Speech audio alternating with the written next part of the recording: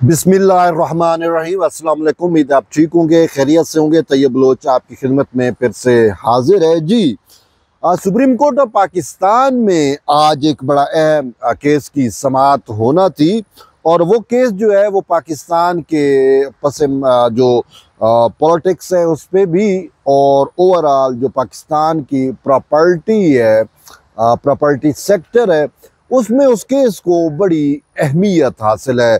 आप समझ गए होंगे मैं बात कर रहा हूँ बहरिया टाउन के केस की, यानी कि वो केस जिसमें बहरिया टाउन की जायदादों की नीलामी हो रही है और उस नीलामी के खिलाफ बहरिया टाउन जो है वो सुप्रीम कोर्ट ऑफ पाकिस्तान में आई और यहाँ से इस्तदा ये कर रखी है कि बहरिया टाउन की जायदादों की नीलामी के खिलाफ हुक्म इम्तनाज जारी किया जाए, नैब को रोका जाए कि वो बहरिया टाउन की प्रॉपर्टियों को नीलाम ना कर सकें। ऑलमोस्ट 6 प्रॉपर्टियों का बतलाया जाता है कि 6 प्रॉपर्टियों को नीलामी पर लगाया गया है और जिसमें से शायद 2 या 3 प्रॉपर्टियों की नीलामी का अमल भी मुकम्मल हो चुका है, लेकिन बहरिया टाउन चाहती है कि ये इन प्रॉपर्टियों की नीलामी ना हो सके। दूसरा ये भी है कि ये अभी केस इसमें सिर्फ बहरिया टाउन की जानिब से इस्लामाबाद हाई कोर्ट के फैसले के खिलाफ महज उस वक्त अपील की गई थी। अभी सुप्रीम कोर्ट में ये केस नहीं लगा था, समाअत नहीं हुई थी, लेकिन उस वक्त नीलामी 7 अगस्त को नीलामी जो है वो होना थी और नीलामी जब हो रही थी तो ये भी कहा जाता है कि बहरिया टाउन ने जो है वो सुप्रीम कोर्ट में केस होने को जवाज़ बनाकर उन नीलामियों पर ये चीज़ लगाई थी, एक चिट लगाई थी कि जो भी ख़रीदार हो वो अपने रिस्क पर ये प्रॉपर्टियाँ ख़रीदे, क्योंकि ये मामला ऑलरेडी सुप्रीम कोर्ट में ज़ेर समाअत है। यानी कि सुप्रीम कोर्ट का नाम इस्तेमाल किया गया। बादज़ा इसके बावजूद जो है वो जो नीलामी में दिलचस्पी होती है शायद लोगों की इसी वजह से कम थी। तो बहरहाल फिर 8 अगस्त को ये केस समाअत के लिए मुकर्रर हुआ सुप्रीम कोर्ट ऑफ पाकिस्तान में। 7 को नीलामियाँ हुई तो 8 को जब ये केस समाअत के लिए मुकर्रर हुआ तो उस वक्त बेंच था जस्टिस अमीनुद्दीन खान, जस्टिस जो है नईम अफगान और जस्टिस मियाँ गुल हसन औरंगज़ेब पर मुश्तमिल 3 रुकनी बेंच था और उसने इसकी समाअत इब्तदाई समाअत की थी।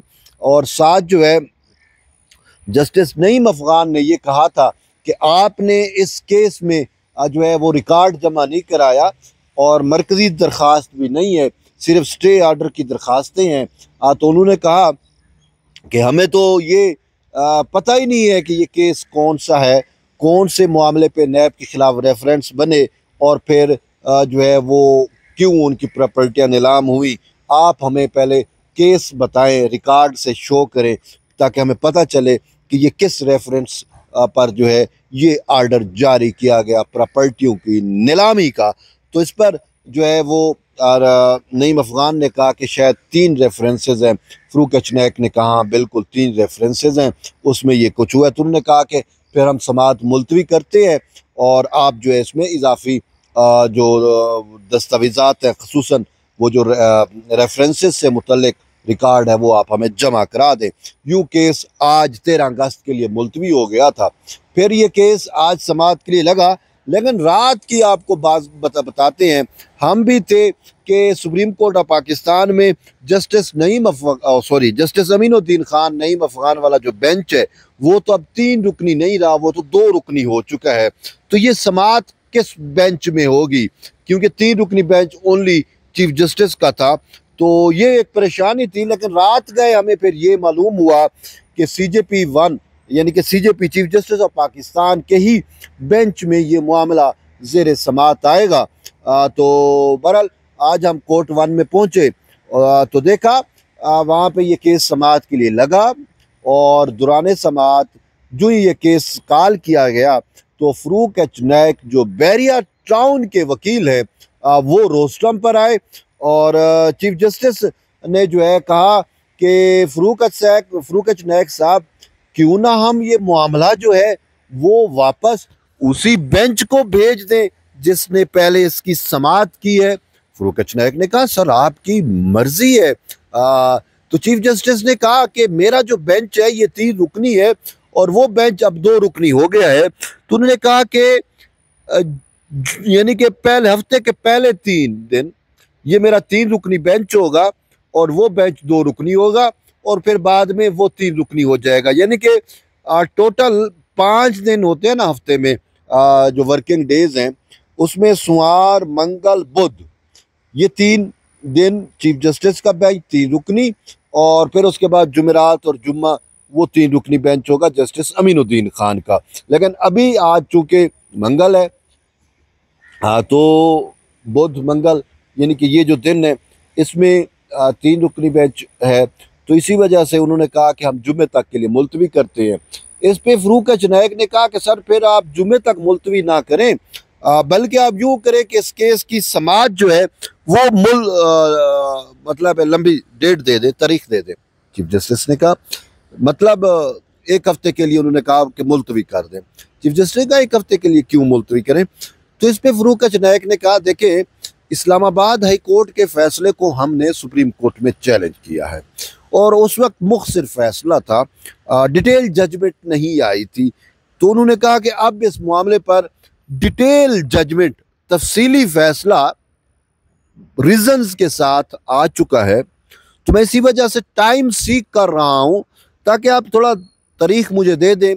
तो मैं वो फैसला जो इस्लामाबाद हाई कोर्ट ने इसी मामले पे डिटेल जजमेंट दिया है, उसकी जो इजाफी ग्राउंड्स हैं, इजाफी गुजारिशात हैं, वो मैं अपनी पटिशन में शामिल कर सकूं, तो फिर इस केस को समाअत के लिए लगाया जाए। शफी सदीकी साहब ने कहा कि अच्छा आप इन्हें एडिशनल ग्राउंड जमा करानी है तो ठीक है, फिर हम केस मुलतवी कर देते हैं। बाज़ा केस फिर चीफ जस्टिस ने कहा फिर हम तारीख नहीं दे रहे, सिंपल केस मुलतवी करते हैं। फरूक ने कहना ठीक है, और यूँ केस ये मुलतवी हो गया। और फिर इसके बाद फरूक एच नायक साहब अदालत से बाहर निकल रहे थे, उनको दोबारा कॉल किया गया, तो उनको कहा कि आपको चीफ साहब बुला रहे हैं। वो दोबारा रोस्टरम पे चले गए कोर्ट में, कोर्ट 1 में। तो रोस्टरम पे गए तो चीफ जस्टिस ने कहा कि आपने तो इजाफी ग्राउंड जमा करानी है, क्यों ना फिर आप फ्रेश पटिशन जमा करा दें, नई तरमीम शुदा पटिशन उस इजाफी ग्राउंड्स के साथ। इस पे फरूक एच नायक ने कहा सर केस तो चल चुका है ना, अब इसमें मैं इसी दरख्वास्त में तरमीम कर सकता हूँ, मैं नई जमा का नंबर संबर लगा हुआ है तो फिर मैं दोबारा जमा कराऊँ, नए सिरे से केस हो, तो बेहतर है कि वो इजाफी ग्राउंड वाला फैसला ही रखें ताकि मैं जमा करा दूँगा और फिर समाअत होगी। तो चीफ जस्टिस ने चलो ठीक है, ठीक है, आप सही कह रहे हैं। तो फिर यही है कि हम केस को जो है वो मुलतवी करते हैं और वही जो हमने आर्डर लिखवाया है कि एडिशनल ग्राउंड जो हैं वो आपने इस्लामाबाद हाई कोर्ट के डिटेल जजमेंट की बुनियाद पे जमा करानी है, तो बस आप वो करा दें, फिर ये केस समाअत के लिए मुकर्रर होगा। फरूक एच नायक ने कहा ठीक है। तो इस पर फिर समाअत जो है वो अब गैर मुअय्यना मुद्दत तक के लिए मुलतवी कर दी गई है। इसमें अहम चीज़ ये है कि इस दफ़ा समाअत में फरूक एच नायक की जानिब से जो है वो नीलामियों के ख़िलाफ़ स्टे नहीं मांगा गया, हुक्म इम्तना नहीं मांगा गया, कि क्योंकि अभी कुछ प्रॉपर्टियाँ जो है वो नीलामी उनकी होनी है, बहरहाल स्टे नहीं मांगा गया, समाअत गैर मुअय्यना मुद्दत तक के लिए मुलतवी हुई है।